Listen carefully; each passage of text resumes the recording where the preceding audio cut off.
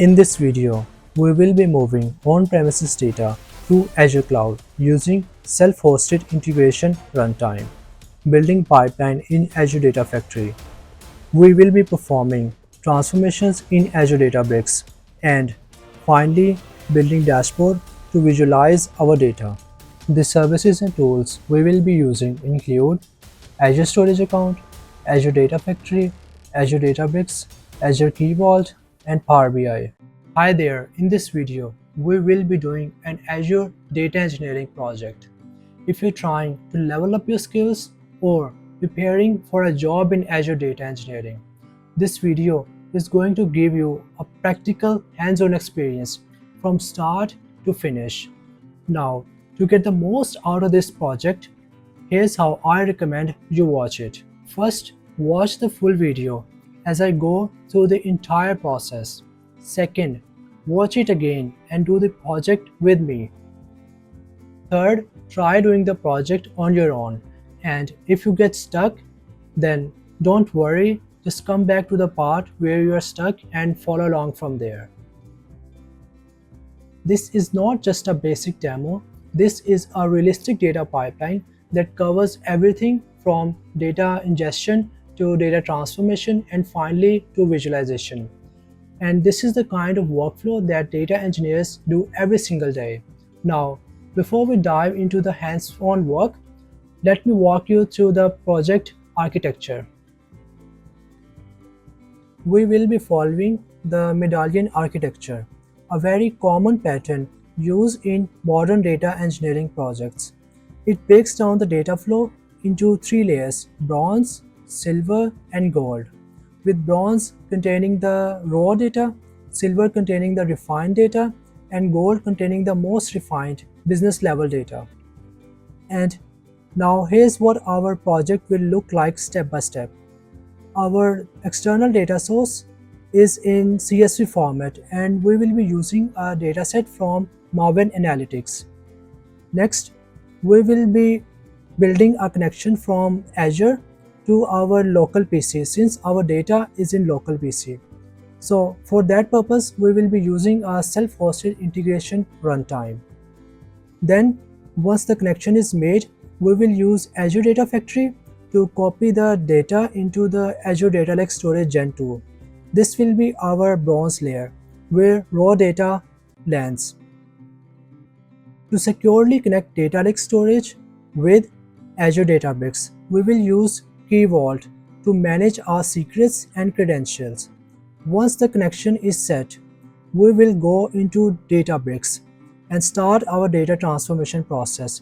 We will clean and structure the data, moving it from bronze layer to silver layer and finally to the gold layer, which holds the clean business ready data.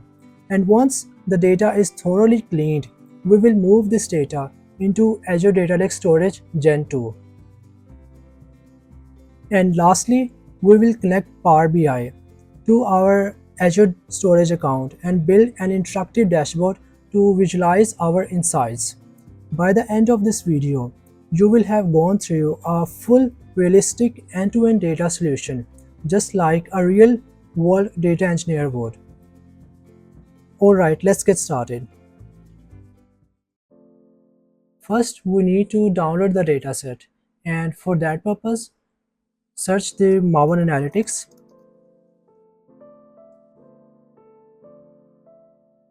Just click on the first link.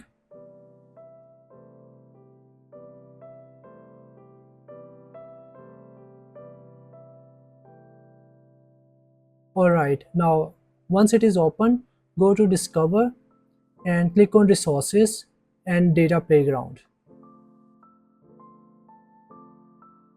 And okay, alright, you can see multiple data sets here: Pixar Films, Spotify Streaming History, Museum of Modern Art Collection, MTA. Alright, and all these files are CSV.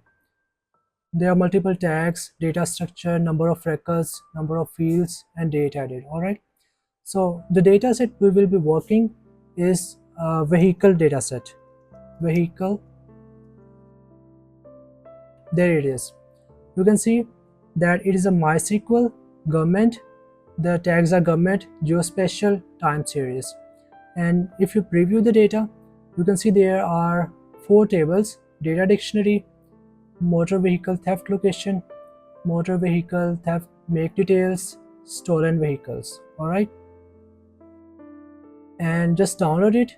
For the sake of this tutorial, we will download it in CSV. Once you have downloaded it, just extract it. You can extract by clicking here, extract to the file name. Okay, so you can see a folder here and click on it. You can see 4 files, Excel files, and 1 folder. If you are working on Windows, then you can just simply delete it, or it's up to you if you want to or not. Okay, so what we are now going to do is we will move these files, these 4 files, into Azure Cloud. Now you need to have an Azure account, so just search here Azure login. Okay, and just click on first link. And so there are 2 basically options. So this is try Azure for free. Let's say if you have never created an Azure account, so you can just click here and you will be granted $200 for the first month. And this is basically a learning account, but after the first month you will have to pay as you go. And this account is like whatever services you used, you will pay for those services. Okay, so I already have an Azure account, so I will just log in. But if you don't have one, you can just create try Azure for free or pay as you go, depends on you. Once the portal opens, you can see a lot of things in here and here too, but you need not to worry about any of these things. So first step we will do is we will create a resource group. And resource group is basically every service you will use, either be Data Factory or Storage Account or Azure Databricks. Everything will belong to a resource group. Okay, let's create a resource group. You can search in here, this is the resource group too, and you can also come in here and click on it. But we will just search it in here, resource groups. Create, click on create, and let's give our name to our resource group. So our data is vehicle theft. Let's name it vehicle theft RG for resource group. And the nearest to me is UAE North, so I will just select it. And let's do next. Tags, let's just skip it. Tags is basically when you have like a lots of resource groups and services, you just give it name and value, so it's easy for you to list them. And next, review and create.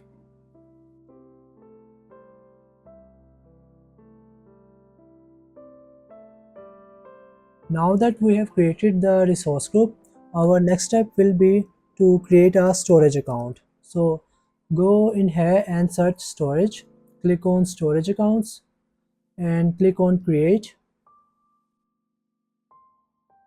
Select the resource group which we created earlier, vehicle theft RJ, and for the storage account name, let's give it a name vehicle theft SA for storage account.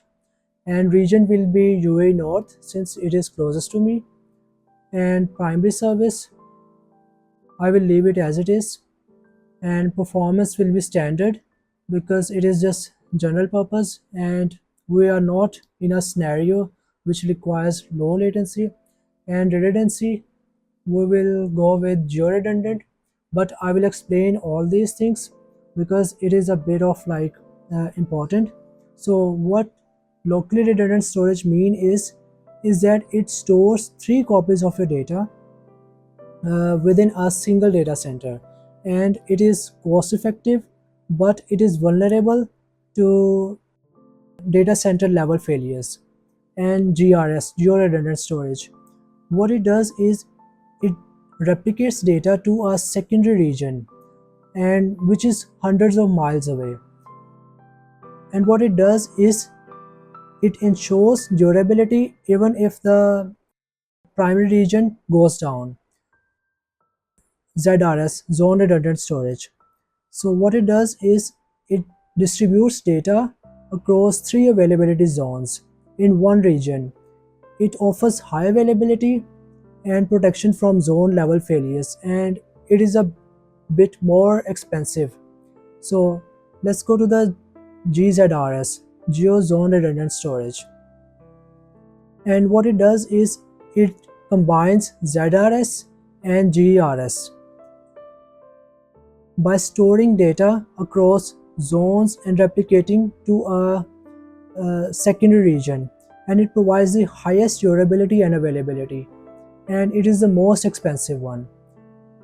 But we will go with the geo redundant storage, and let's click on next. Now these are the security measures. For example, require secure transfer for REST API operations. When you enable this option, what it means is that the all data sent to and from the storage account uses secure HTTPS connections. HTTP and secure connections, not the simple HTTP connections. Okay, and allow enabling anonymous access on individual containers, leave it as it is. Enable storage key access and enable it, because by default it too is enabled. What it means is that it allows applications and users to authenticate to storage account using one of its access keys. Now let me explain why this is important. Let's say you want to send data from your Azure Storage Account to Power BI to build a dashboard. To do that, Power BI needs to connect to the storage account, and one way to authenticate that connection is by using a storage account access key. If key access is enabled, this option is enabled, you can copy the access key from Azure and use it to connect Power BI to your storage account, allowing it to read the data. Okay, now leave it as it is. Default to Microsoft Entra authentication. Minimum TLS version, make sure the latest one is selected. Permitted scope for copy operations from any storage account, leave it as it is. And enable hierarchical namespace, make sure to enable it. What it does is it just gives a structure of files and folders which we use in the ADLS Gen 2. Enable SFTP access TL, leave everything as it is. And let's go to the next. Network access, you don't need to change anything in here, leave it as it is. Now this is recovery methods. For example, let's say if we created a container, let's say we have the data in bronze layer. Okay, so if we have deleted the container by mistake, then we can recover the container within these number of days. Okay, I will do it one for each, and the maximum is 365. 365 is the maximum days we can retain the data. Okay, enabling versioning, no, we don't want that. Blob change feed, leave it as it is. Version level mutability support, leave it as it is. Encryption type will be Microsoft managed keys. Microsoft will do the encryption on its own, and for customer managed keys will be blob and files only, leave it as it is. Tags, okay, review and create.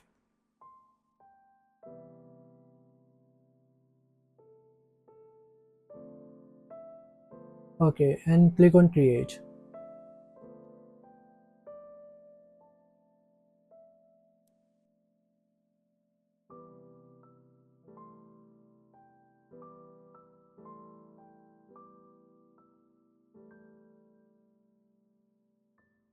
Now we wait for the storage account to be deployed.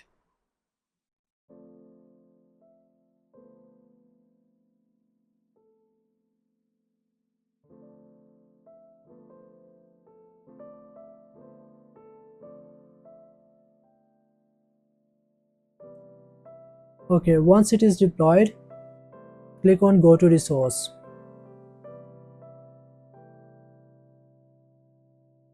Now you can see a lot of things in here. For example, resource group name, its location, performance. Now what we have to do in here is that just go to the containers under data storage. And since architecture we are following is Medallion, and in this structure there are 3 layers. So we will create these layers. Bronze, click on create. Silver, create. Gold, create. Now this much work is done.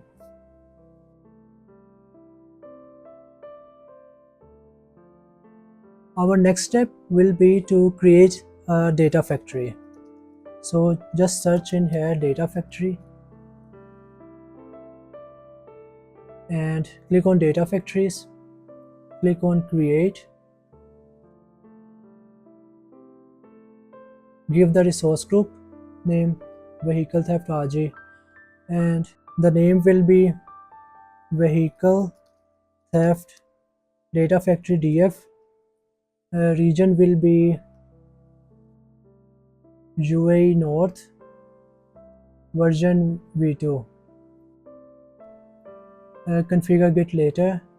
Networking, leave it as it is. Advanced, leave it as it is. Tags, leave it as it is. And review and create. Okay, and click on create. Let's wait for it to be deployed.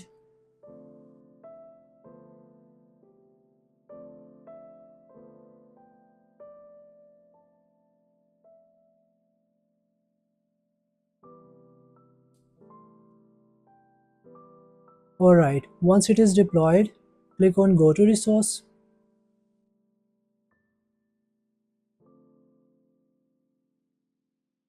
Alright, this is the resource group. Now you can see here is the storage account name, but not the data factory. Storage account, not the data factory. So just refresh it. And you can see the data factory here. Vehicle theft DF, data factory. Now click on it. And you can see a lot of options in here too, but just click on Launch Studio.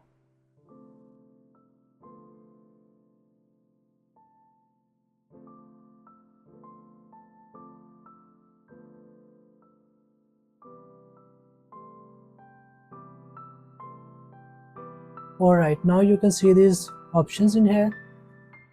Expand it, you can see home, author, monitor, manage, learning center. Alright, and the author is here. In here we create the pipelines. In the monitor section we can monitor the pipeline runs and or we can trigger runs, monitor the trigger runs. And in the manage section we can do the integration runtimes, make the connections, and source control, git configuration, triggers, credential, etc. Okay, so what we will do right now is we will create, since our data resides in desktop, in here Azure project. Okay, I have named it Azure project motor vehicle theft CV. Okay, it's in desktop and in the folder Azure project. We have to make the connection of Azure with the local PC, and for that purpose we will be using self-hosted integration runtime. So to make this self-hosted integration runtime, click on integration runtimes. There is already one running. auto resolve integration runtime. This one is for the cloud to cloud. Okay, we need to make one cloud to on premises. So just click on create new, click on Azure self-hosted, click on continue, click on self-hosted. Self-hosted option is for cloud to on premises. Now click on continue. Give the name, let's say vehicle theft integration runtime. Let's create it. Now there are two options. Okay, now what you have to do is you have to download the integration runtime setup in your PC, and there are two options. One is express setup and the second is manual setup. In express setup, everything will be done on its own, and in manual setup you have to do it manually. Let's click on express setup and wait for it to be downloaded. Okay, now once it is downloaded, click on it, click yes,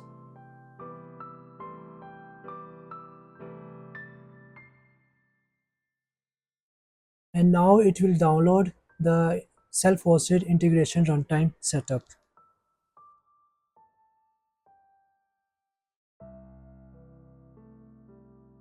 Now that integration runtime is successfully installed on your computer, close it. Now, what we have done is that we have made a connection between our local PC and Azure. And now what we have to do is we have to give the location where our data resides, which is in this folder, Azure Project, Motor Vehicle, and this is the location. We have to give this location, okay? And for that, we will be using our linked service. Click on linked service, click on create linked service. Now here, since our data is in file and folder, we will be selecting file system. Search file and click on file, then continue. Name it vehicle theft file server. Now this is very important. Connect via integration runtime. This one is for cloud to cloud, auto resolve integration runtime.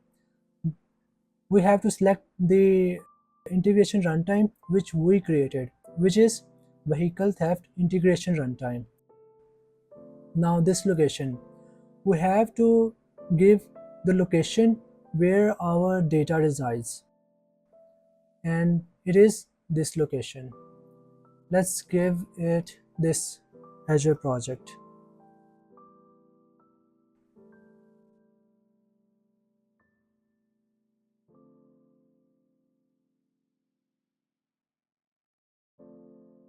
Azure project. And now we have to give the username and password. This is our own local PC password, okay?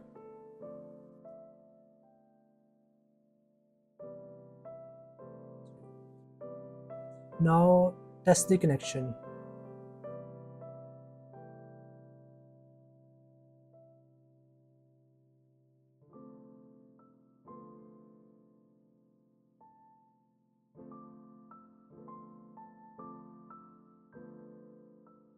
You might receive an error here, and which can be like is not allowed, like for example this location is not allowed.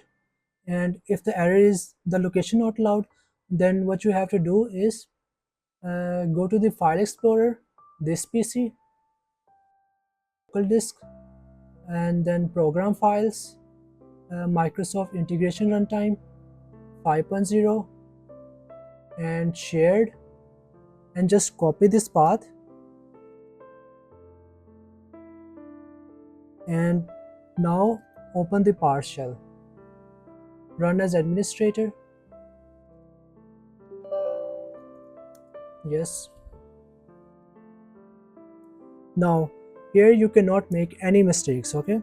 So type cd space strings, and in between strings you have to give the location and press enter. Okay, now you have to type in here dot slash dmg cmd space slash local folder path validation. Oh, disable local folder path validation. Disable local folder path validation,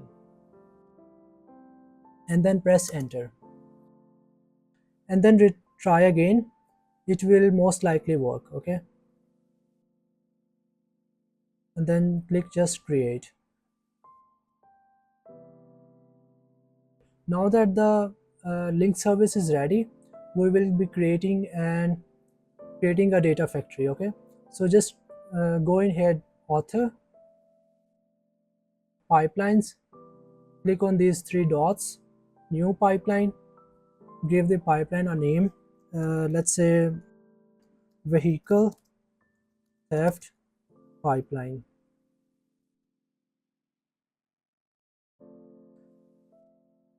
Okay, that's it.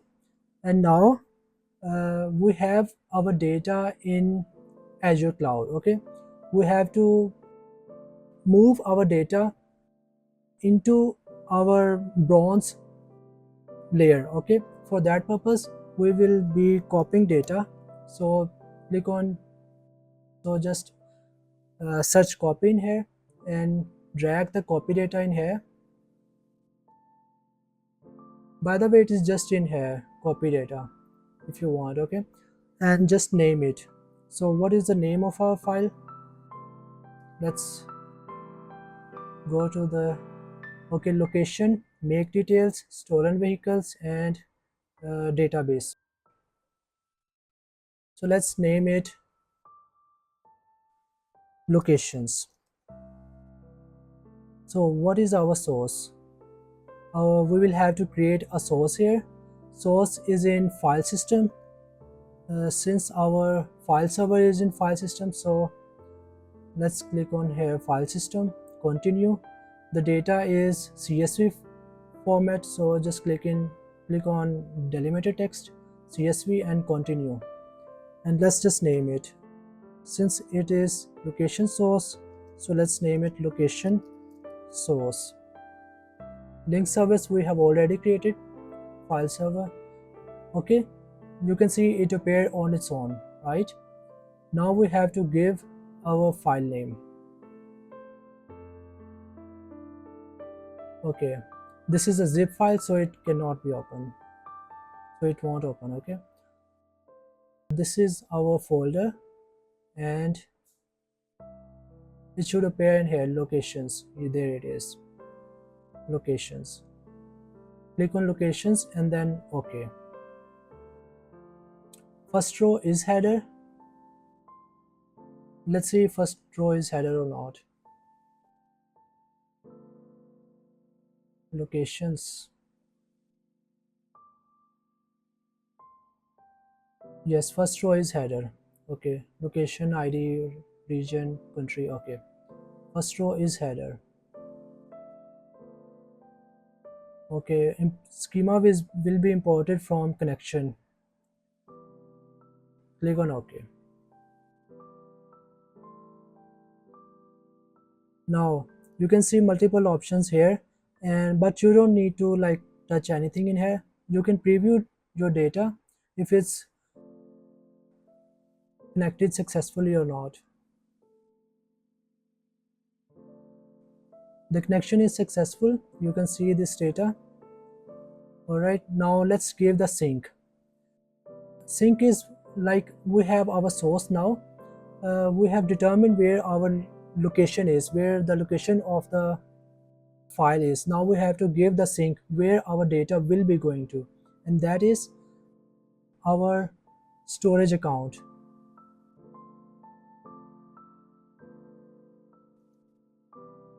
Storage account.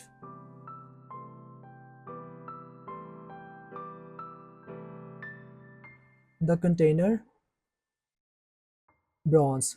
We have to give the data, send the data in here to bronze so that we will be able to do transformations. Let's give the sync dataset. Azure Data Lake Storage Gen 2, click on ADLS Gen 2, continue. Let's keep it delimiter text CSV, click on OK, continue, and let's give the name. Since it will be same for every copy data activity, so let's give the name sync, and we will have to create a link service for that. ADLS auto resolve integration runtime. Now this time it will be auto resolve integration runtime. Why? Because our data is already on cloud and not in on local PC. Now for this authentication, I will explain these options in one line. Okay, so this account key.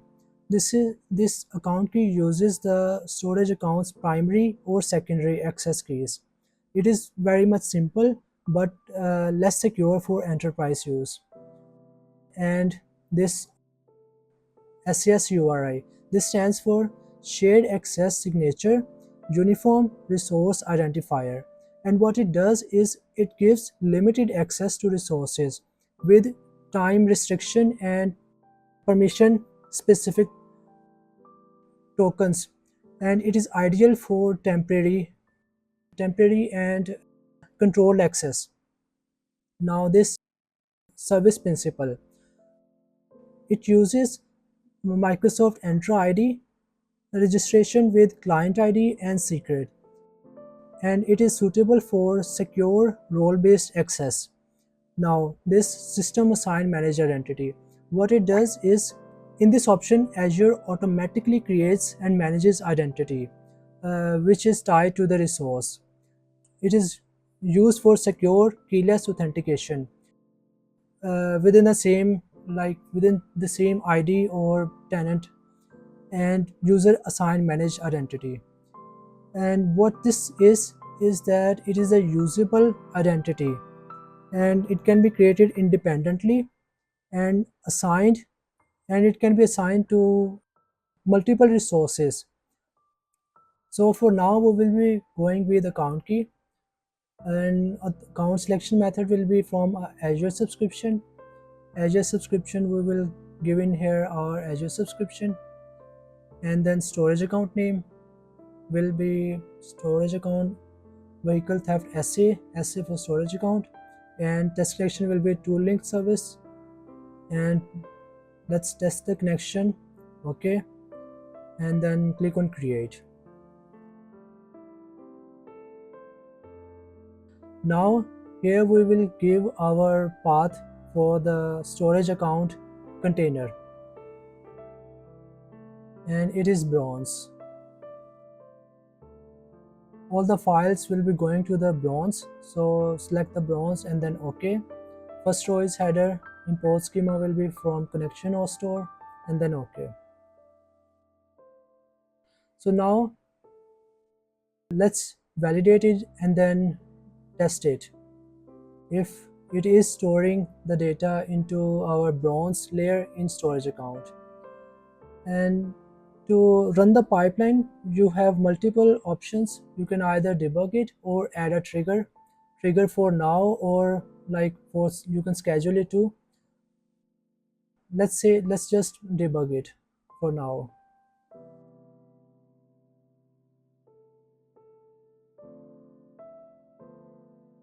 You can see the pipeline is running,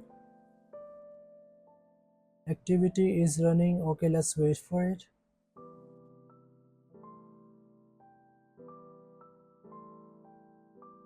Now it is successful. You can watch it here in details. You can see that file system has succeeded in sending the data in copying the data to Azure Data Lake Storage Gen 2 region. Okay, we can also go to our bronze layer and just refresh it. You can see the data is in here, location CSV.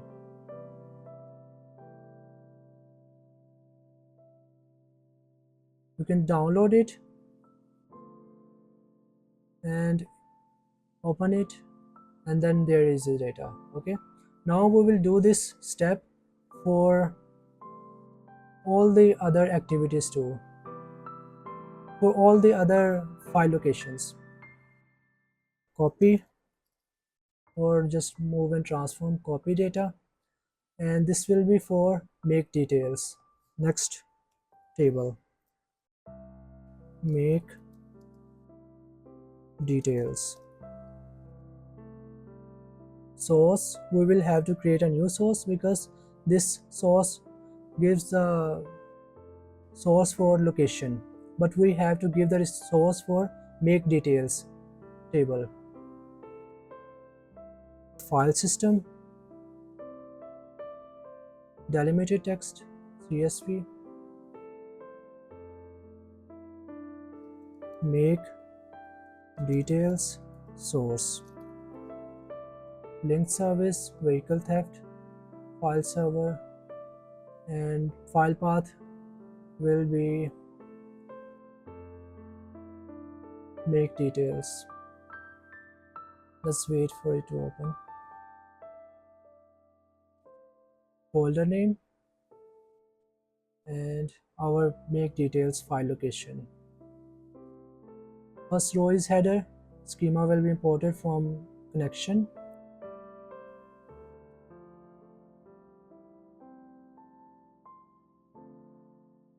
Alright, let's preview the data.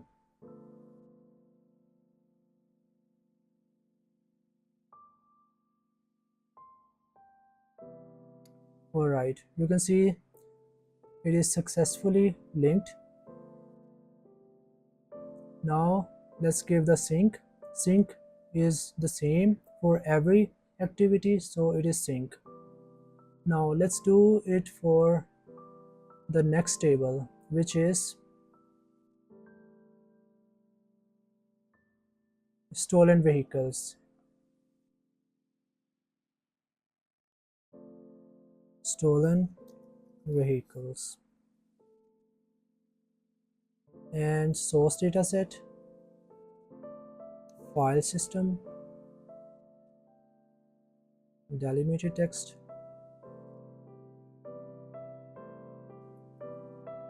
stolen vehicles source. Link server service, and file path will be our folder name and then location file name, and here it is stolen vehicles CSV.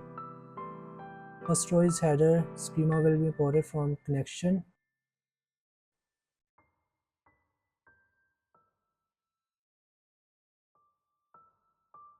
And dataset, sync dataset will be a sync. Alright, why is it giving? Okay, now the final copy activity. This will be for database. Database name will be database, and source dataset will be file system CSV, and here will be database source.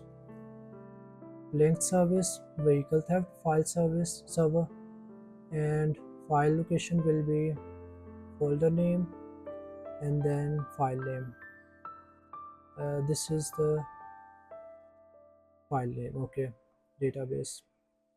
First row is header. Schema will be imported from connection. Okay, and let's preview the data.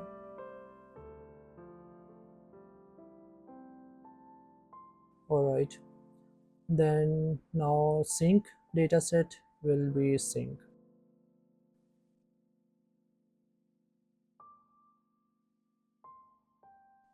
Preview the data.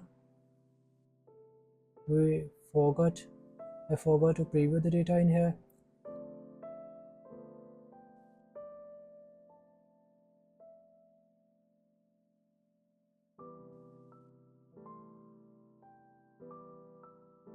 Alright, let's on success, on success, on success. Let's validate it.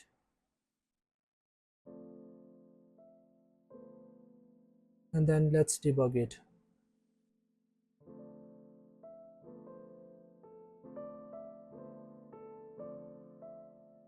Now let's wait for it to run.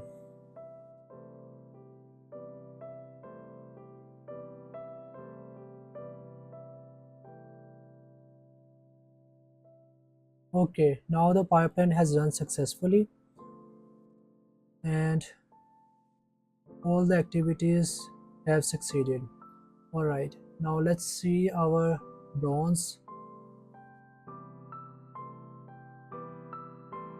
and we can see all our files in here. Okay, now we don't need the data factory. Let's do a review of what we have done so far. So we started by creating a resource group, and then we created a storage account, and in the storage account we created 3 containers named bronze, silver and gold. And then since our data was in PC, we had to make a connection between Azure Cloud and our PC. So for that purpose, we used Self-hosted Integration Runtime. Once the connection was successful, what we did was we needed to determine where our files were, where our CSV files were in the system. So for that purpose, we used link services. After that, we built a pipeline and copied our data, our CSV files into bronze layer. And so far we have done till that. And now what we will do is we will be creating a Databricks workspace and Key Vault. We will be creating Key Vault to create a connection between Databricks and Azure Storage Account. So once the data is successfully loaded into Databricks, we will do some transformations and move our data into silver and gold layers. And finally, we will be doing some dashboard building in Power BI.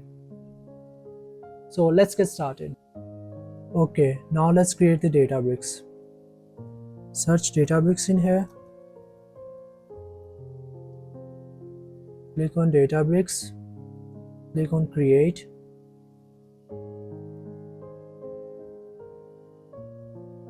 Select the resource group.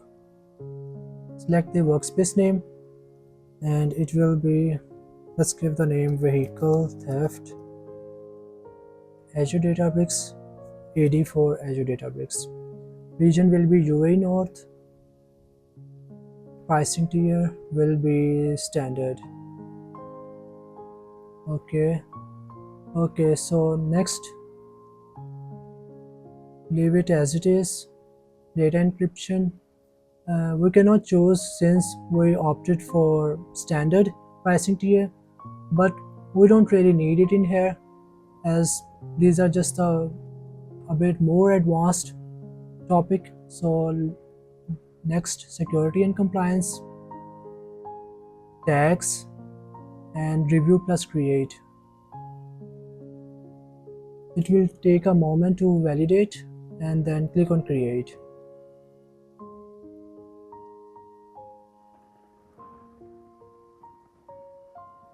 Now it will take some time to deploy, so let's just wait. Alright, now our Databricks is deployed. So click on Go to Resource. Click on Launch Workspace. So now you can see these multiple options: Workspace, Recents, Catalog, workflows, compute. So workspace is where we do our transformations. Recent is like your recent, what you opened recently, and catalog is where our data is stores. Workflows are job runs, it includes jobs and job runs, and compute is basically the engine you require to run our Databricks notebook. So click on workspace, and workspace, click on workspace and go to click on create. Let's give it a name. Let's create a folder and give it a name, vehicle theft Databricks.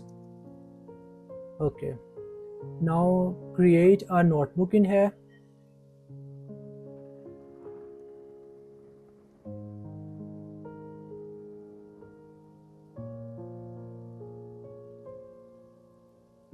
Now let's give it a name. Let's change its name to notebook only. Okay, now let's make a connection between our Databricks and Azure account, Azure Storage Account. So I'm going to write some code here. .fs.mount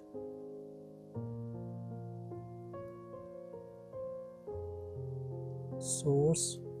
You can just press tab here, but I like to write the whole code because it just improves the speed as well as it's easy to remember the code that way. WSPS:// now what you have to do in here is you have to give the container name. So what is our container name? Where our data is residing. Container name. Click on storage, search storage, vehicle theft, containers, and bronze here. This is our storage account. This is our container name. Okay, write it in here and @ and now here will be our storage account name. It is vehicle theft SA. Now write it in here. Now .blob .windows .core .windows .net. Okay, slash, and mount point equal to /mnt/. Now your container name.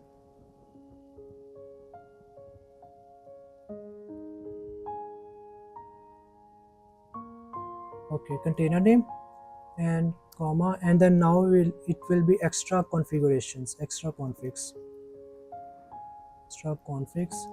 equal to, and it will be fs.azure.account.key and then this storage account name .blob .core .windows .net. Okay, very well. Now it will be dbutils .secrets.get. Now what we will need in here is Databricks scope and Key Vault secret. Yep. So these are the two things we require. So to create the Databricks scope, what we will do is first duplicate this window, Databricks window, and now see very clearly. Okay, after .net, remove till question mark, remove this part, and after this hash command, cut it out. And now write here secrets slash create scope. Oh, I think it's secret slash create scope.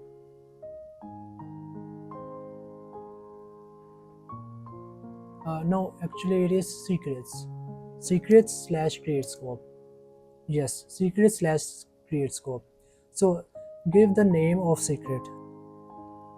It is Databricks scope, DB scope, and principal will be all workspace. And now for this DNS name and resource ID, we will need key vault.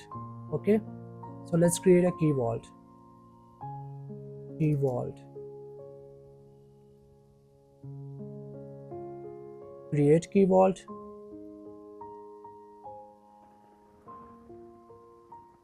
Resource group name, key vault name, source group name, and key vault name. Let's give it vehicle theft underscore kv dash kv. Is it good? Okay. And region will be UAE North. Since it is closest to me, pricing will be standard, and days to retain. Well, this means that how many days it will remain until it will be deleted, until the key vault will be deleted. Okay, and I will give it 10 days. And next, access configuration. Now for this tutorial, give it key vault access policy, and click on this Azure account name, your Azure account name, and next, and everything will be as it is here. By the way, you can see these permissions I have given. These are the default permissions. So you can see these permissions which are given. And next, review plus create. It won't take very long to create.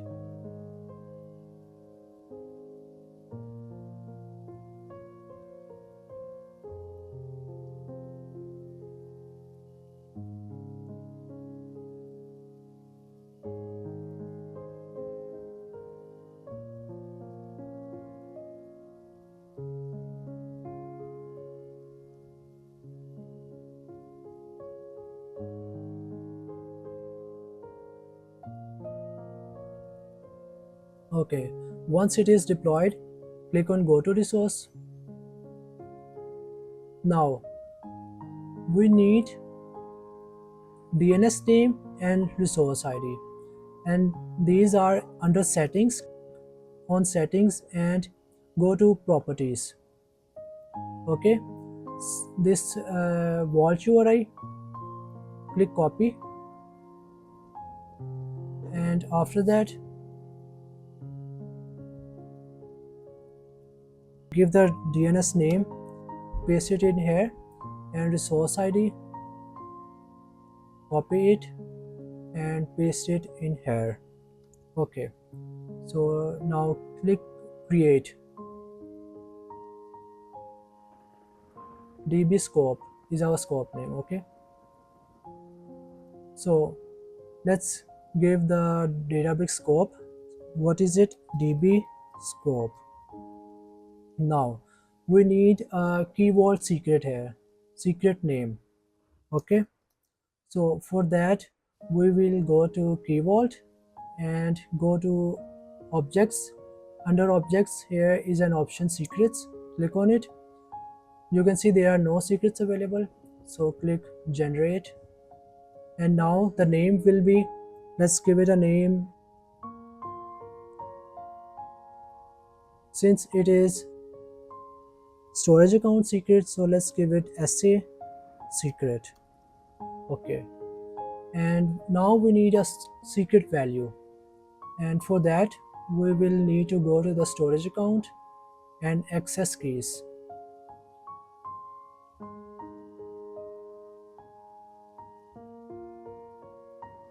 Search storage in here, storage,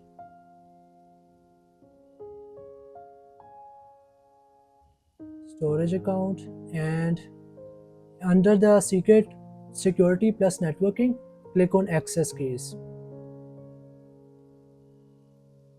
Click on show and click copy. And where it is, there it is, and enter the secret value. Okay, and this is optional, you can type whatever if you want, but everything is optional in here other than the secret value and name. Okay, and upload options will be manual. You can see there is only one option and that is manual. Okay, now click create. Okay, this is our secret name, SA secret. Now just paste it in here, Key Vault secret name. Okay,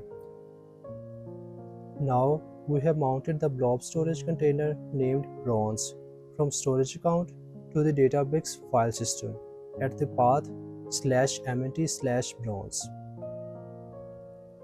Now we need to create a cluster to run this code. So let's go to click on connect and click on go to compute.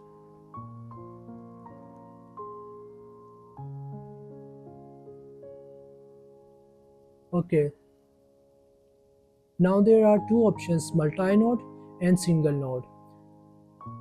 If you are like multiple people working on a single cluster, then you will have to click on multi-node, and otherwise you can just click on single node.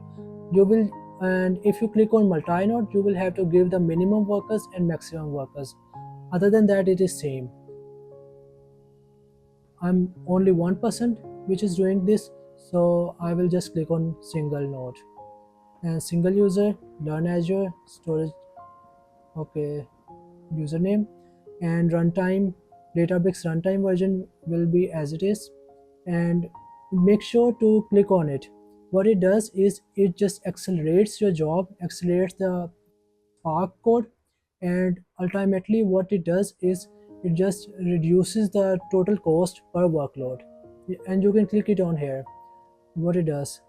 Okay, so terminate after. I will do it 30 minutes of inactivity. Terminate it and click create compute. Now let's wait for it to finish. Usually it takes about 10 to 15 minutes or 5 to 15 minutes, you can say. So let's wait for it to finish. Once the cluster has started, go to your notebook, click on the cluster which just started, and there are multiple ways you can run this code. You can either click on here or run all. This option is for like all the cells, or otherwise you can just press shift plus enter, which I usually do. Shift plus enter. Now let's wait for it to run.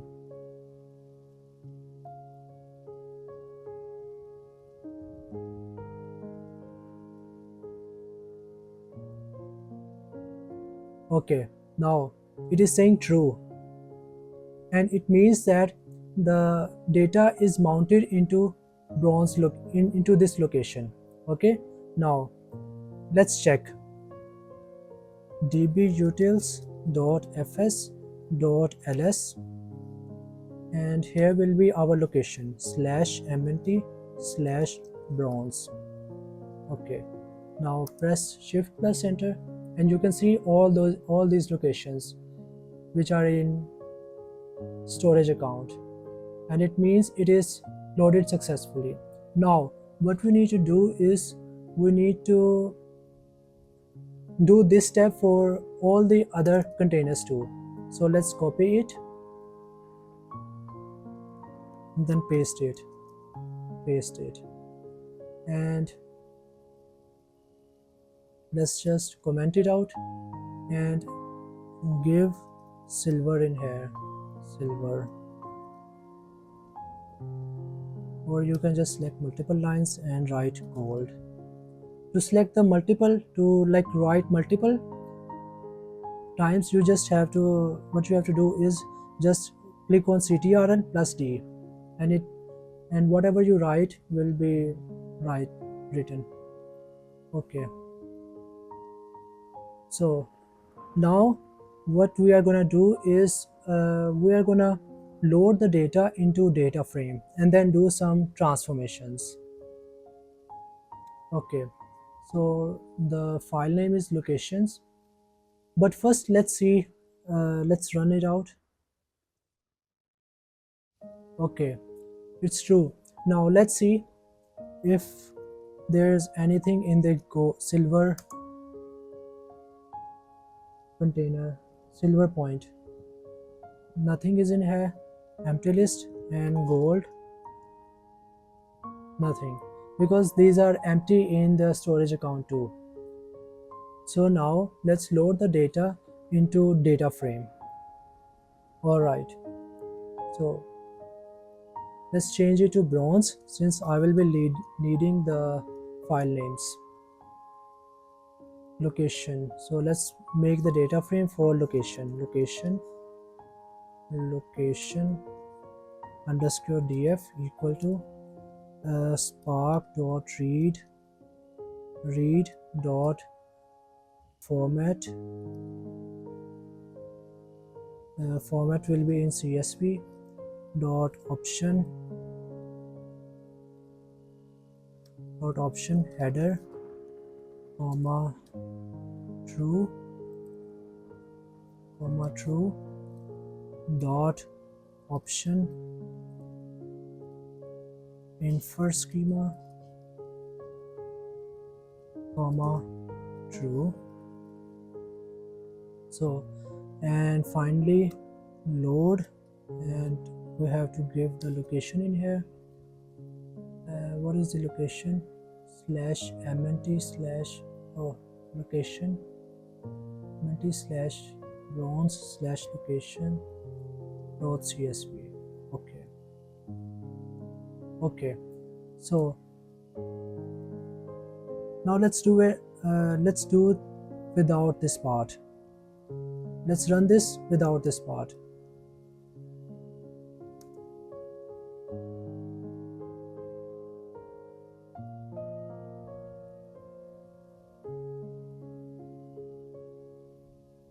Okay, now let's print its schema. Now first let's show it. Okay, you can see this location ID, region, country, population, density. All right, okay, so let's write its schema dot print schema. Okay, so you can see location ID is string, region is string, everything is in string, even though location ID should be in integer, population should be in integer, density should be in double. All right, so if we write this part back in here and run it again and run this part again, you can see location ID is integer, region is string, country is string, population is string, and density is string, is double. But the population should be string, should be integer. But why is it not integer? Because there are commas in here, so we will need to remove these commas. But first let's load the other locations too, other file names. Make details underscore df equal to spark.read.format csv.option header true dot option infer schema true dot load, and now you have to give this location.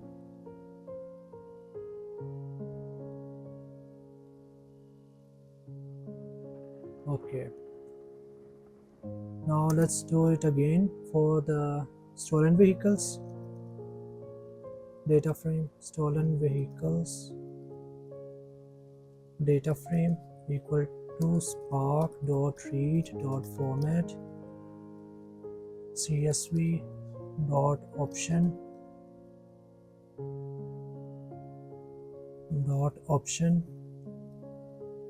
header true dot option infer schema true dot load,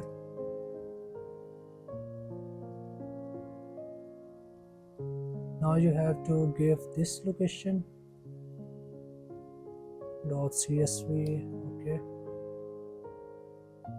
all right, so let's do this same step for the final file.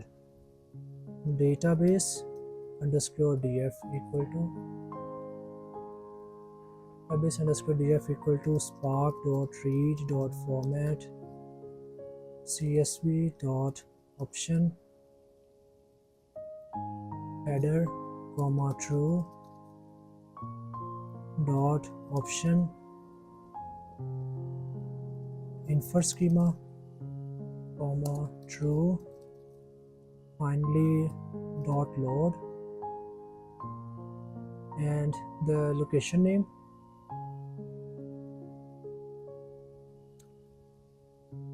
all right. By the way, you can also just press tab here, like something will pop in here and just then press tab and it will automatically do it, but I like to do it on my own because it just makes me remember the code more easily. Okay, so let's do this for make details dot show. Oh, first I did not run it.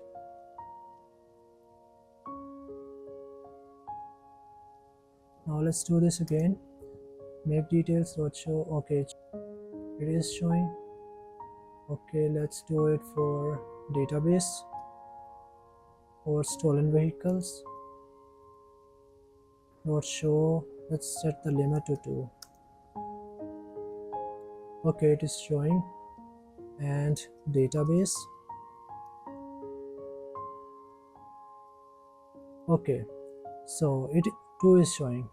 So now what we have to do is let's set the let's set the population.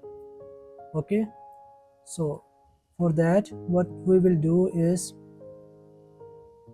location underscore df equal to location underscore df dot with column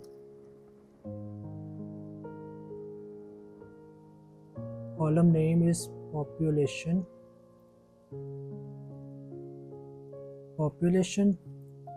and then there is the rejects. Oh, I need to import it first. Rejects replace. Oh, first let me import it. Okay, from PySpark.sql.functions import call regex underscore replace. Okay, that's it. Now let's run it. SQL.functions. Oh, functions. PySpark.sql.functions. Oh, there is a mistake. Regex. Run it again. Okay, so let's continue from where we left. Regex underscore replace, and then column, and then the population. Oh, actually it is P capital population, and then there will be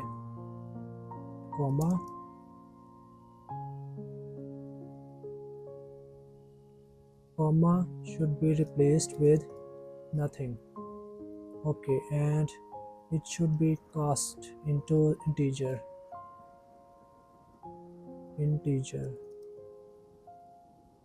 Alright, so let's run this code.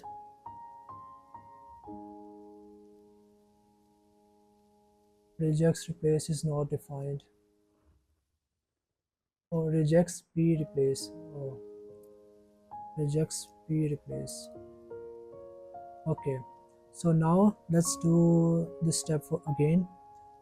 Show location underscore df dot show for 1. Okay, so commas are removed, and then let's do it for print schema.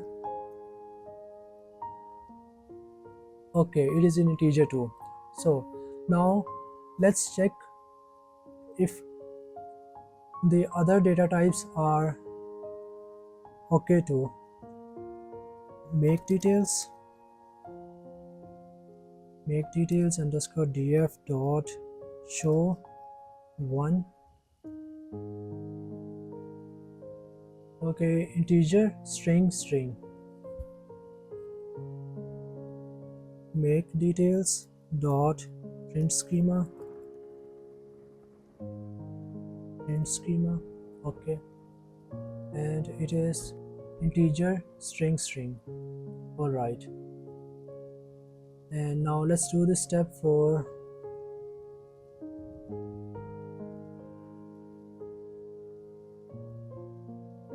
location is done, make detail is done, stolen vehicles df.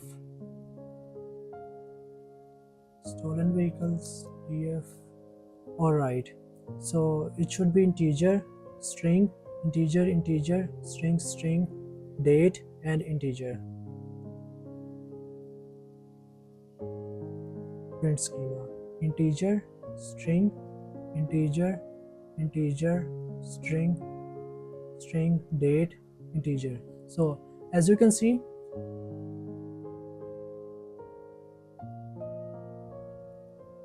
info schema already fixed everything for us, so we don't have to waste the time here. By the way, you can see that I have changed the original file's column names, so you can understand how to standardize column names. For example, how to lowercase and replace underscore with space. So now let's change the column names to let the smaller digits, smaller alphabets, as well as the space should be removed with underscore. So let's do it. All right. Location underscore df equal to location underscore df dot, what's the function name, dot to df, and then here should be asterisk. I will explain this later, just let me first do it. Dot lower, then dot replace, and what should be replaced will be space, should be replaced with underscore. Okay, and then what should be done, it will iterate in other full column in location underscore df dot columns. Alright, so let me explain this code in another easy code. Okay, so column equal to location underscore df dot columns. Okay, and then new column equal to empty list, and then there should be a loop for column in column for column in column. This is the name, right? Yes, for column in column, and it should be a clean column, clean underscore column equal to call dot replace space will be replaced with underscore. Okay, and then it will be new underscore column dot append clean column, and it should be location underscore df equal to location underscore df dot to df asterisk new underscore column. So let me comment it out.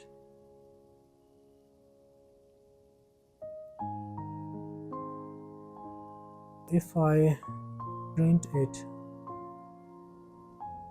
location underscore df dot show for 2. Okay, so now I forgot to do one thing here. I did not lower it, so dot replace dot lower. Let's run it again, and okay, so now let me explain this code for you. Okay, so what we have done in this step is this retrieves all column names from the location df data frame, and then it will store column names in the variable column, and this line, and in this line we initialized an empty list which is called new column. Okay, and then we did a for loop. Okay, and for loop will take the elements and the name of the columns from this location df data frame. Okay, and then in this line what we are doing is we are converting the current column name to lowercase and also replacing the space with underscore.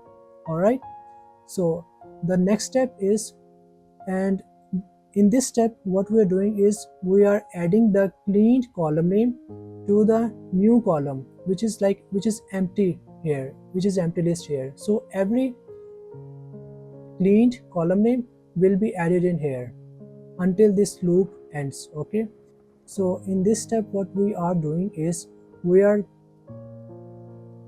storing whatever is in this column to location df. All right, so I will comment these lines out and uncomment this, as this is doing exactly the work which these 7 lines are doing. So I will just keep this line, and let's do this for all the other tables too.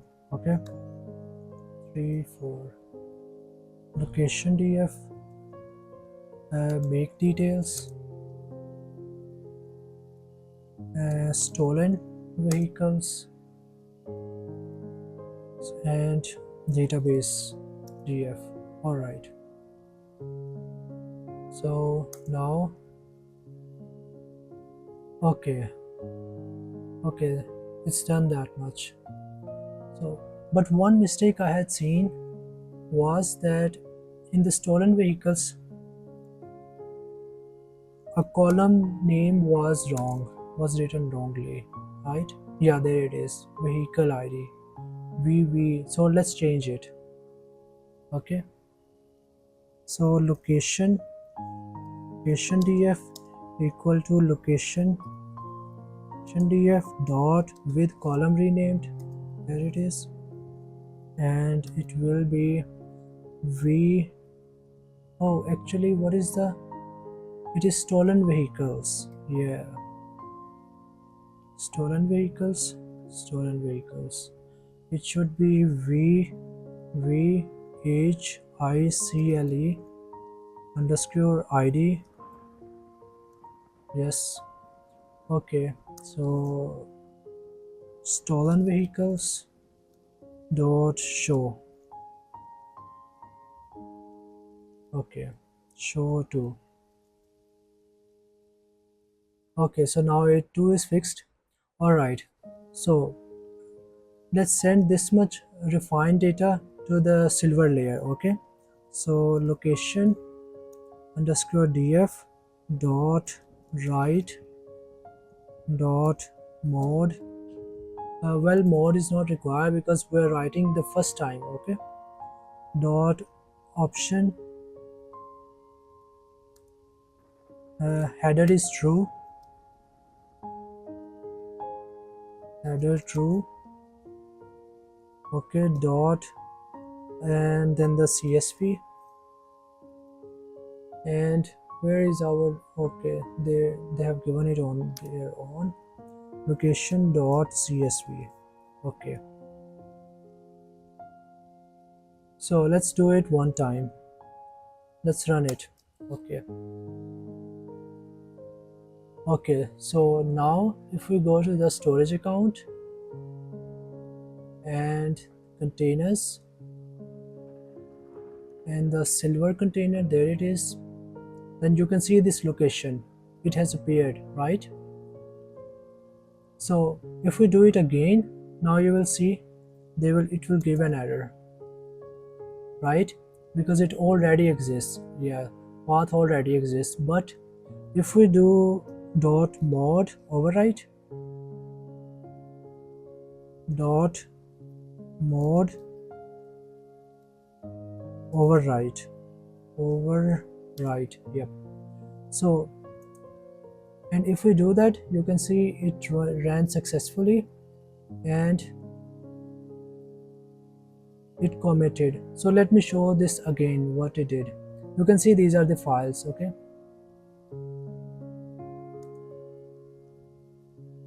let's run it again, and then you will see that one more commit will appear. You can see it here, commit and started. All right, so let me just silver and then delete this data. Now let me just do this for all the other locations too. Location df, and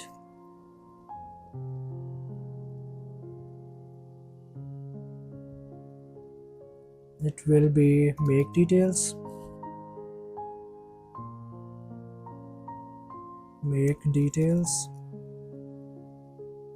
stolen vehicles, and it should be database, and it will be, let's name it stolen vehicles, and let's name the database.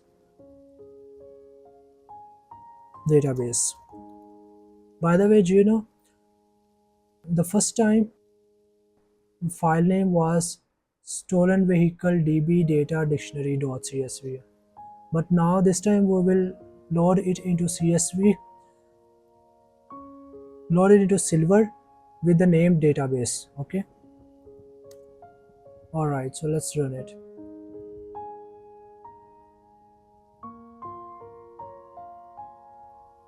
Refresh it. All right, all the files are in here, and you can see the name is changed, database.csv, because we did it with this name. All right, so let's do some more transformations. And what can we do? Let's see it. Location underscore df dot show 5. Well, what can we do here? Well, let's see if there are null values in here. Okay, so let's do it. So what is it? Null count for location equal to location df dot. What we need to do, we need to select the column name. We need to select, and then there should be a sum. Then when c dot is null, it should be casted into, we don't need to cast it though, so I'll just write the code.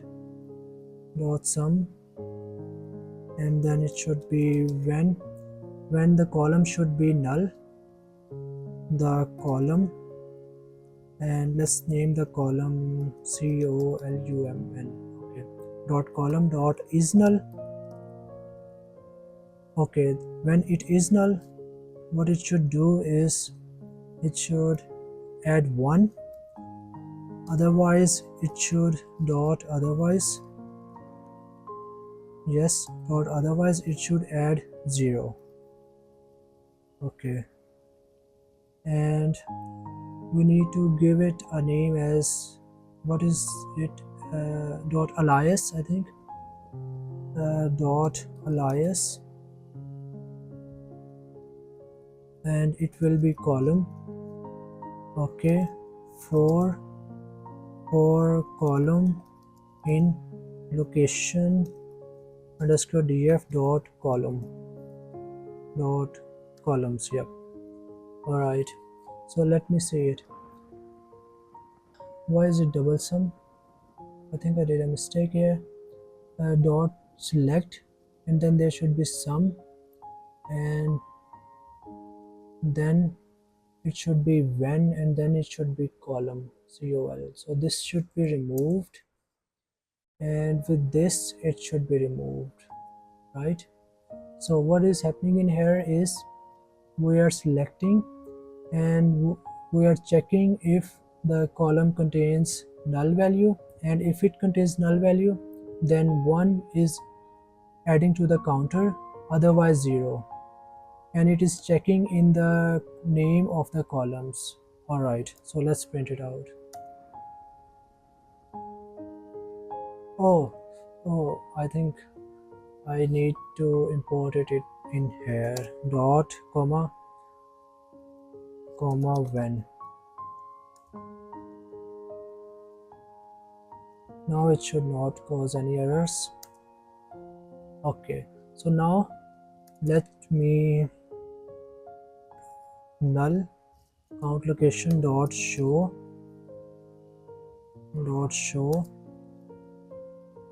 Okay, well, as you can see, there are no nulls in this table. All right, in this data frame.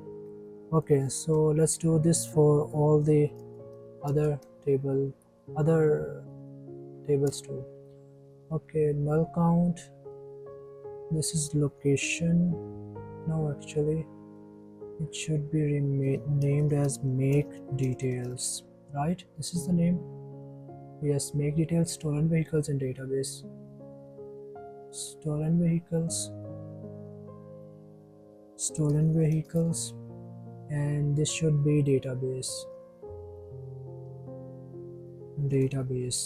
All right, and this should be make details.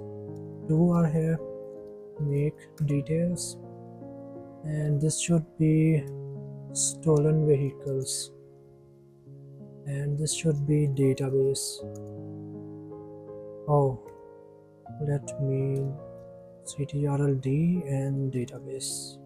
Okay, all right, so now let's do it for null count location for make details. Let's do it. zero nulls are in here, and database, no nulls are in here too. And what is remaining? Stolen is remaining. Null, stolen vehicles. Okay. Oh, as you can see, they are null values. Vehicle type contains 26 null values. Make ID contains 15 null rows. Model year contains 15 null rows. Vehicle description, color. So I think if we count it, it would be about 100 or 100 some 102, I guess. So the point is, if we just remove the rows, would the table be affected? But uh, let's just replace these values with unknown values or maybe no data. Okay, so first we need the schema of this table. Okay, so stolen vehicles dot print schema. Let's see the schema. So vehicle type is string, make ID integer. All right, so there's a function named fillna, Fillna, and what this function does is it just removes the null values and add and replace it with the values we give. So let's do it. Stolen vehicles equal to stolen vehicles df dot fillna, and then what we have to do in here is, okay, so now we need to give, what is that, vehicle type,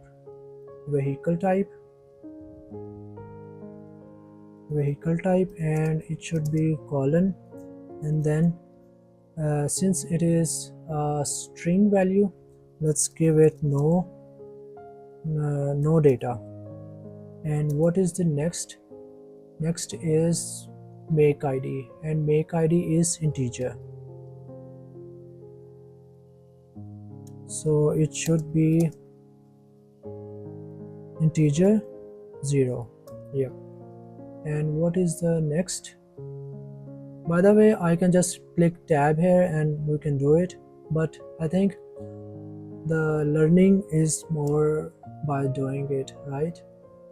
So let's do it. Oh, let's do it. Model year colon model year is integer 2 0, and then vehicle description is string, and it is string. So let's give it no data. Okay, and anything remaining? Yeah, the color, and color is string 2. Let's give it string. Oh, no data. Okay, so let's do it now again. Okay, so now let's check if there are any more null values here, and we can do it by stolen vehicles dot tail dot, let's say 5 last values. So you can see our values are no data, model year, whatever we gave the value, we just gave it, right? So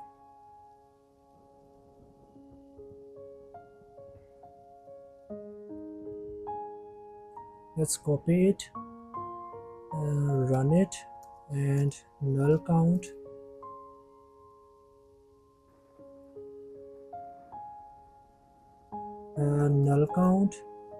stolen vehicles dot print dot show. Yep. Yes, as you can see, there are no more null values, right? Okay, so now let's see if we can do any more transformations. Stolen vehicles underscore df dot show 5. Everything seems alright.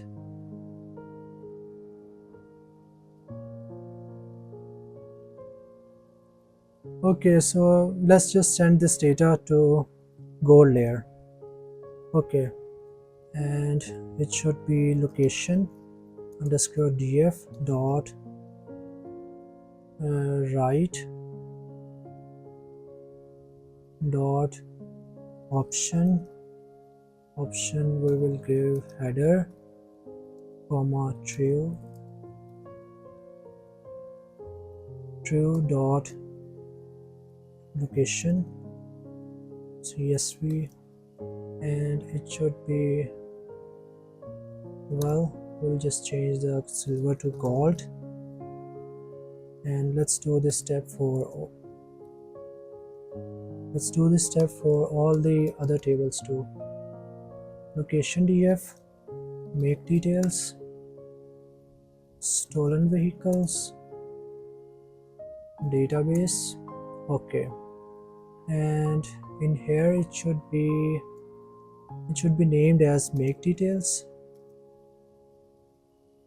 and it should be named as stolen vehicles,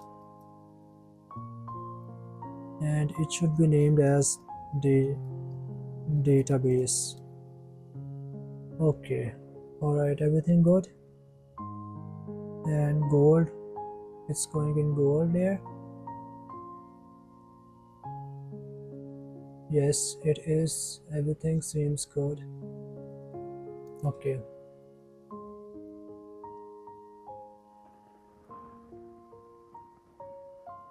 Okay, so now it is sent to the gold container, and you can see there are the files.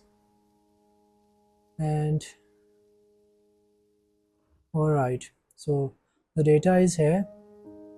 Now what we have to do here, by the way, do you know that you can use this you can find insights using SQL too, but for that you will have to make a temporary view. And how to do that? That will be by creating, and there is a function actually, it is create or replace temp view. Yep, and let's name it location view location, and for make details dot create or replace temp view make underscore details,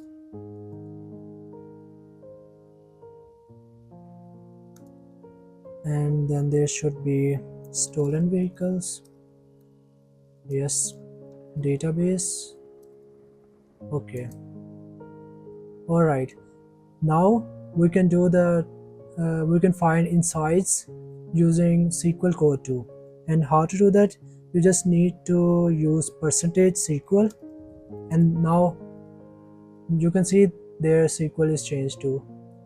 And now what we have to do is, let's write some SQL code. Select, what can we select in here? First, let's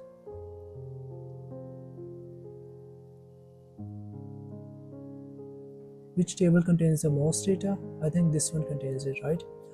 And otherwise, what can we do? Let's see which model year was most stolen. Which model year was most stolen? Okay, let's do it. Let's just delete it.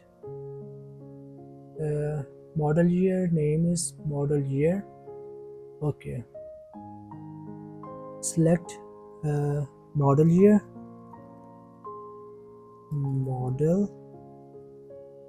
Model underscore year, and we are selecting on the base count asterisk as what will we say, number of vehicles stolen. Yep, number of vehicles stolen. All right, and from what is the table name? Table name is stolen vehicles. Stolen vehicles. Stolen vehicles. All right, and it should be, since we are using the aggregation, so it should be group by should be model year, and order by should be by number of vehicles. Order by should be by number of vehicles stolen and descending. Okay.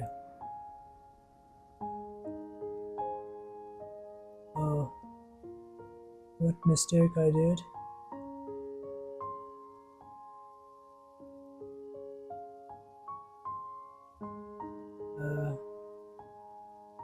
By group by model and oh, so there shouldn't be not comma. Okay.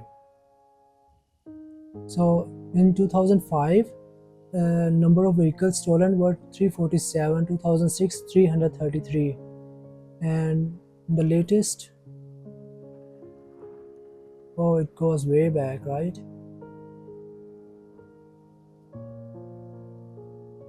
Okay.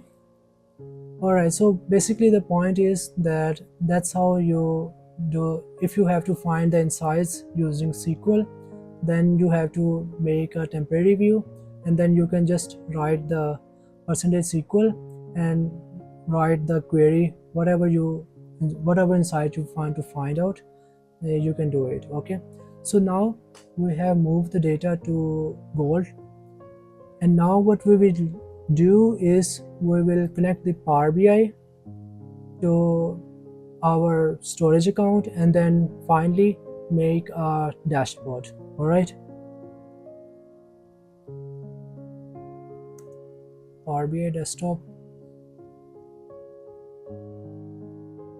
All right, so you can see there are multiple ways you can get the data from, right? So our data is in Azure Data Lake Storage Gen 2 to be precise. Okay, so just click on get data from other sources, and our data is in Azure. So by the way, you can see there are like multiple options, hundreds of options we can select the data from, but our data is in Azure ADLS Gen 2, and there it is. Okay, and now click on connect. Okay, now what you will have to do here is that go to the storage accounts,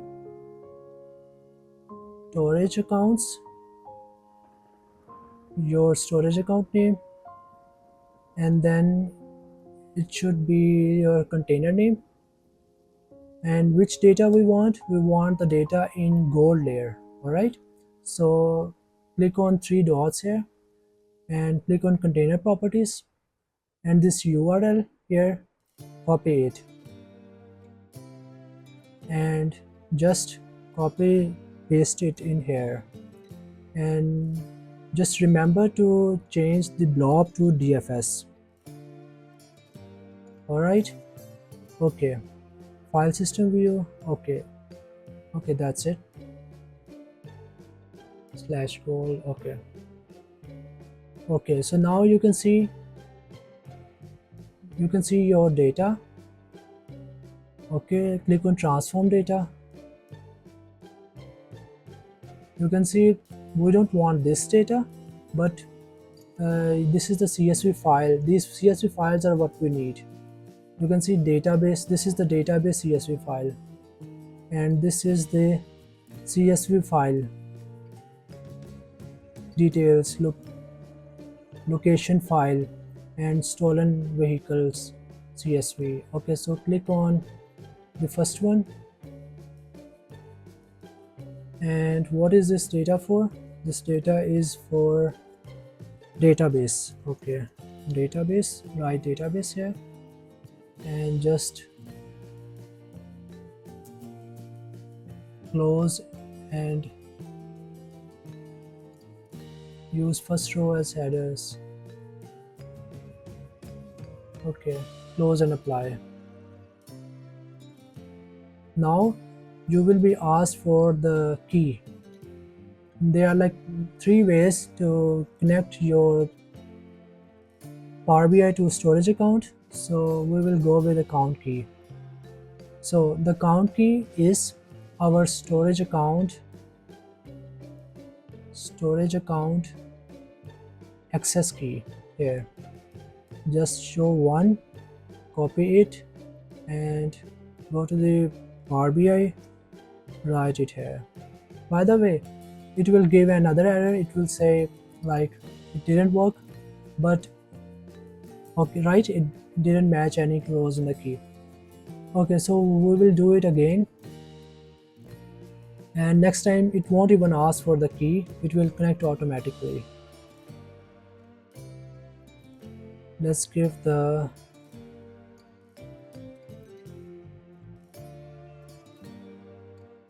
URL here, container properties URL. Copy this URL and paste it in here, but remember to change blob to DFS and OK. And this first one is database, transform data,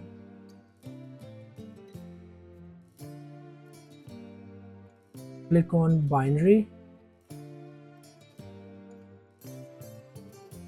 and you can see this is the data for database. So we will name it to database. Okay, and first row database 1, just delete it because it didn't work out. Delete. Okay,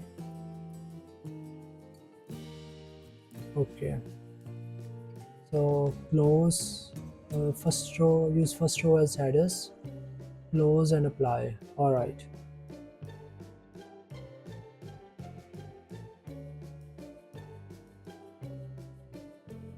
okay, you can see this time it didn't even ask for the key, right?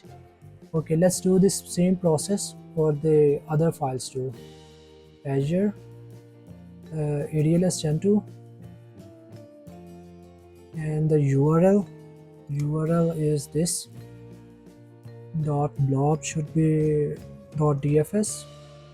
By the way, you can also give the file name, like for example, what is the file name we have here? Let's say location.csv slash location.csv. Okay, press OK. It gave only that file. Okay, click on transform data, click on the binary which contains the CSV file. Okay, click binary and then change the name to location. Okay, and save it. All right, it is the location data. All right, next is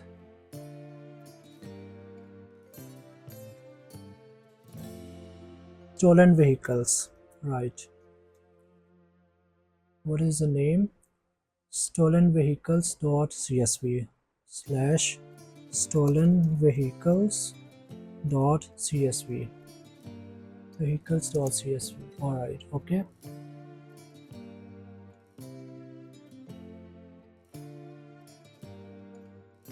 It is asking for the key. Let's give the key. Access keys. Show. Copy.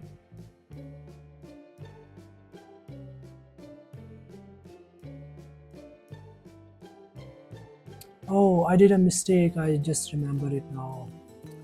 Oh, the mistake I did was I didn't change the blob to DFS. Stolen vehicles.csv. Okay, now it will do it automatically. Okay. Okay, select the binary CSV. Okay, and change the name to stolen vehicles. Okay, and you can see there is no null value here because we cleaned it, right? So close and apply. Okay, now let's take the final table. And what is it? Database location make details. Make details is remaining. What is the URL? Oh, URL. What is the URL? Containers, gold, container properties, copy. By the way, what is the name of the file? make_details.csv. Okay, blob.dfs slash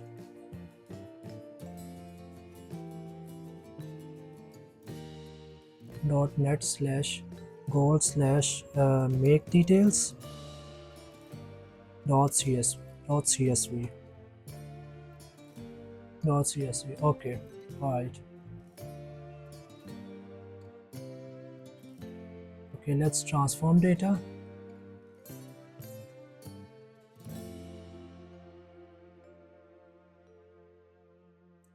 Select binary which contains CSV file. Okay, select it and then name it as make details. Okay, and then close and apply. All right. Okay, so now let's build the dashboard. So database, we won't be needing the database. Location, make details, stolen vehicles. So let's create the first one here, bar chart.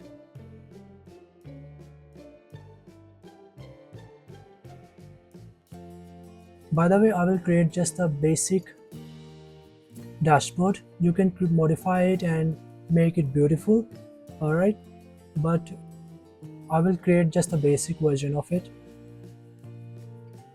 All right, so in this bar chart, let's say, what can we say?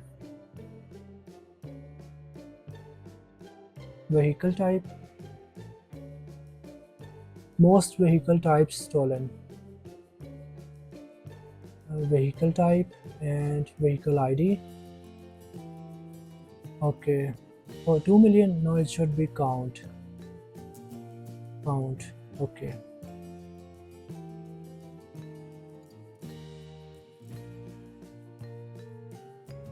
so let's do it for top 5. Okay, vehicle type based on top 5, vehicle ID, count, apply filter, top 5. All right,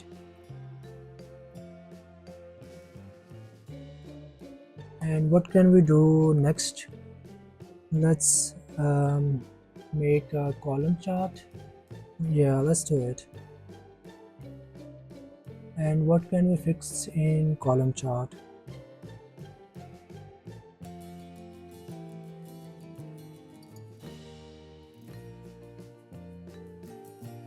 In this table we can say what vehicle model year was most stolen. model year and vehicle ID, and then the count. Oh, it's showing way back. All right, so let's change it, the year to 1950 is greater than or equal to 1950. All right, let's apply this filter. Well, it's not very clear chart. Let's go with 1990. All right, let's go with 1990. Apply filter. Okay, now it looks good.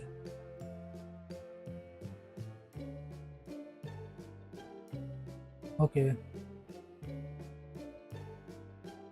now let's build.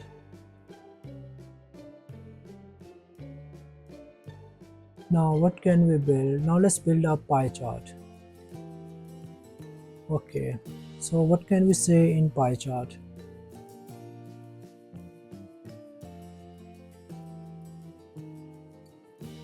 We can say region.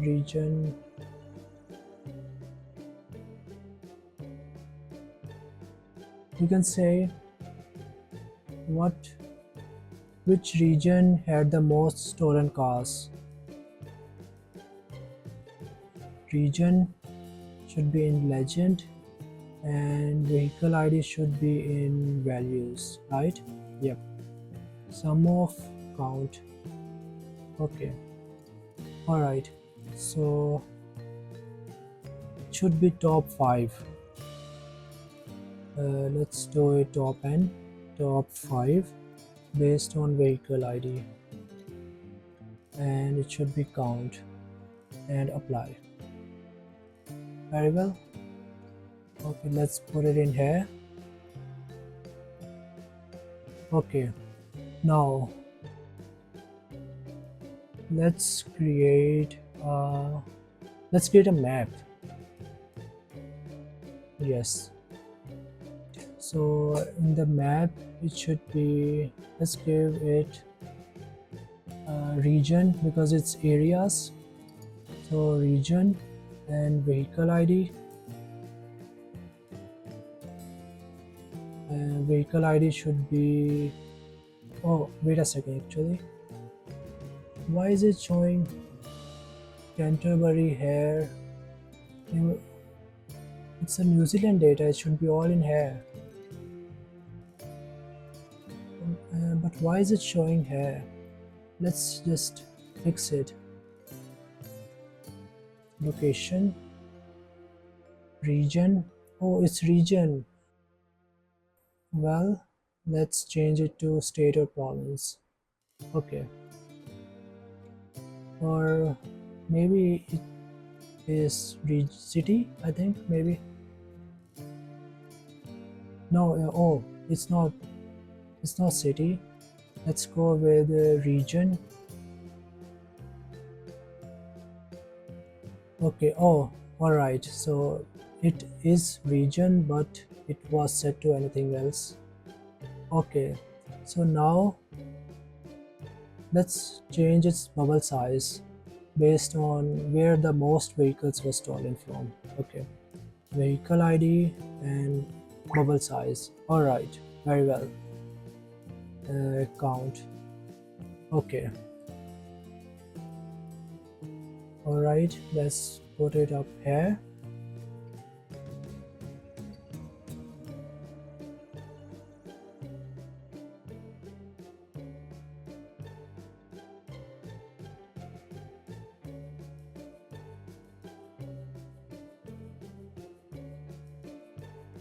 What can we make? Pie chart we made already. Column chart, bar chart. Let's make another column chart. Okay, what can we say in here?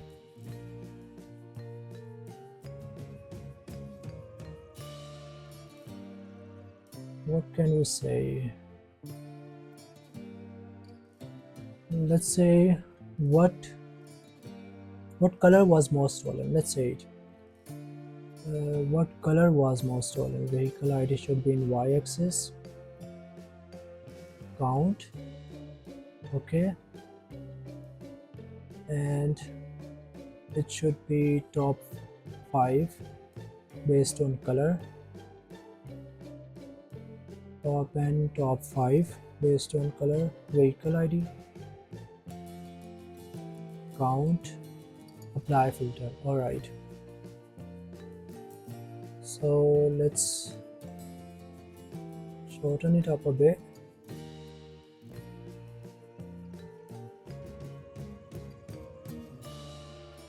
Alright, now let's edit it. Okay, x-axis values should be on, title should be removed, and for the y-axis title should be removed. Very good. Grid lines should be removed, and columns, let's give the different colors. Alright, for silver it should be, let's give this color, and let's do the border because there is a white color. For the white color, white color, and let's add the border, and let's do the black color. Black color should be black, and border doesn't matter though. Blue is already blue, border, and remaining is red and border. Alright, very well. Now properties as it is. Now change its title. Let's change its title. It's about most stolen vehicle color. Most stolen vehicle color. Alright, and it should be in the mid. And what can we else do? What else can we do? Effects, data format. Alright, that's it. And let's do it for this one. Count of vehicle ID by vehicle ID. First let's change its title to, what can we change its title? Count of vehicle ID. It's vehicle types most stolen. Alright, most vehicle types stolen. Most vehicle types stolen. Type stolen. And it should be in the mid, and x-axis title should be removed. X-axis title should be removed. Grid lines remove, and bars, let it be like that. Alright, not a problem. Effects, data form, okay, that's it. And for this, let's change its title to count of vehicle ID by model year. So it should be most vehicles stolen by model year. Yep, most vehicles stolen by model year. Alright, should be mid, and visual x-axis should be, title should be removed, and in y-axis title should be removed, and grid lines, yes there are grid lines, horizontal remove, vertical remove, and in the zoom slider, no, okay, columns as it is. The title we have changed. Okay, now let's do it for vehicle ID. Okay, and it should be, what it should be, count of vehicle ID by region.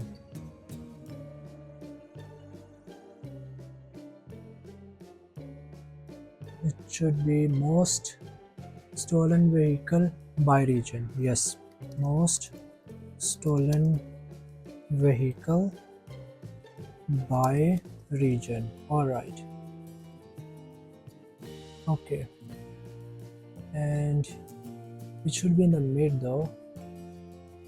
Title should be in the mid, and legend, slices, detail labels should be on rotation. All right. So now, all right. So now let's create dashboard title. All right, text box. Yes, insert the text box, and let's increase it to 32.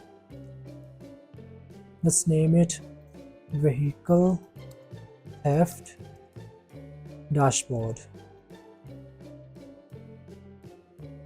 Actually, let's make it bold.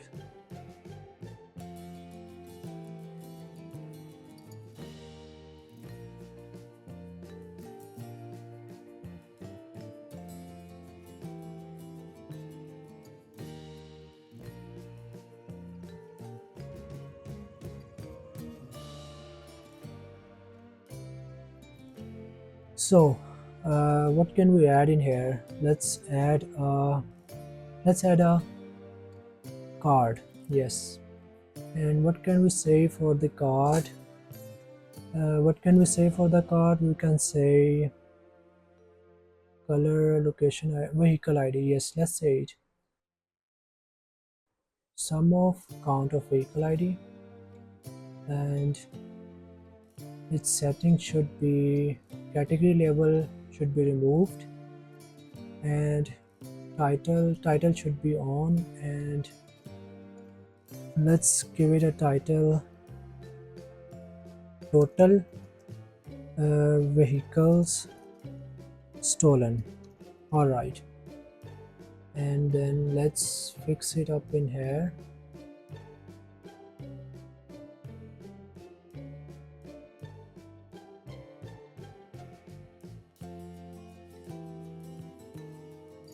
Actually, it won't appear otherwise, so let's change it. It should be mid. All right,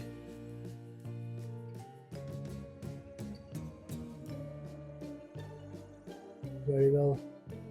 Okay, so now if let's say I click on here, very well, then we can see that the most vehicle type stolen is utility.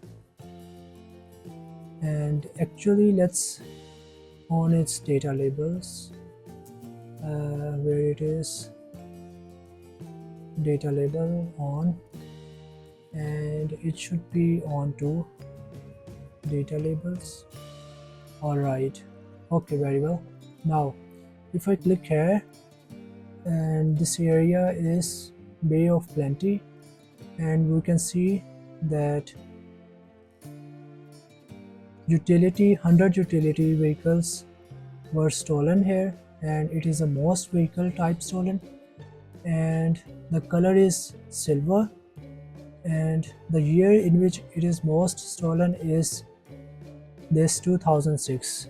All right, and this is the location. Total vehicles stolen are 446 for this part. All right, and what is its name? Canterbury. The most stolen vehicle type is station wagon. The year most stolen is 2005. Color is silver, and its location is this. Total vehicles stolen are 660. And similarly for this, for Auckland, this is it. For what is its name? Waikato. And for Wellington. Okay, all right, very well. So that's the project we did.